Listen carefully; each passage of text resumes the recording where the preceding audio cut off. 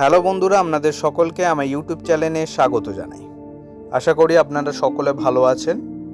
তো আসুন আজকে উত্থান পদাসন বা উত্থিত পদাসন কিভাবে অভ্যাস করতে হয় সেটি এই ভিডিওর মাধ্যমে দেখে নিন এবং এর উপকারিতা কী সেটিও আমি বলে দেবো।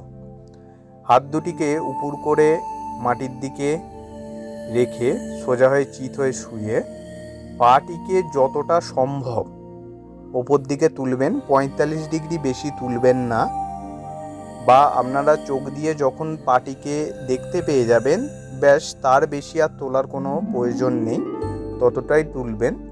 এবং যারা প্রথম অবস্থায় অভ্যাস এমনি দুটো পাটিকে সোজা করে তুলে অভ্যাস করতে পারছেন না, তারা দেয়ালের কাছে সরে গিয়ে দেয়ালের কাছে পা রেখে অভ্যাস করতে পারেন। নিঃশ্বাস প্রশ্বাস স্বাভাবিক থাকবে এবং প্রত্যেকবার অভ্যাসের পরে আপনারা 10 থেকে 15 সেকেন্ড করে শবাসন অভ্যাস করে নেবেন।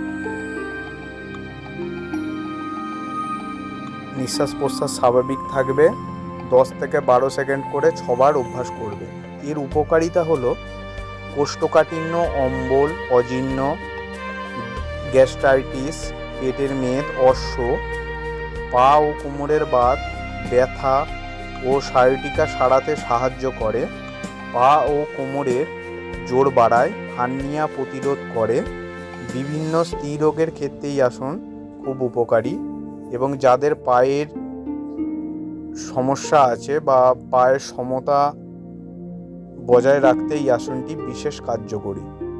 সুস্থ থাকবেন, ভালো থাকবেন, যোগের সাথে যুক্ত থাকুন, নিয়মিত যোগ অভ্যাস করুন, নিজে সুস্থ থাকুন, অপরকে সুস্থ রাখুন। ধন্যবাদ।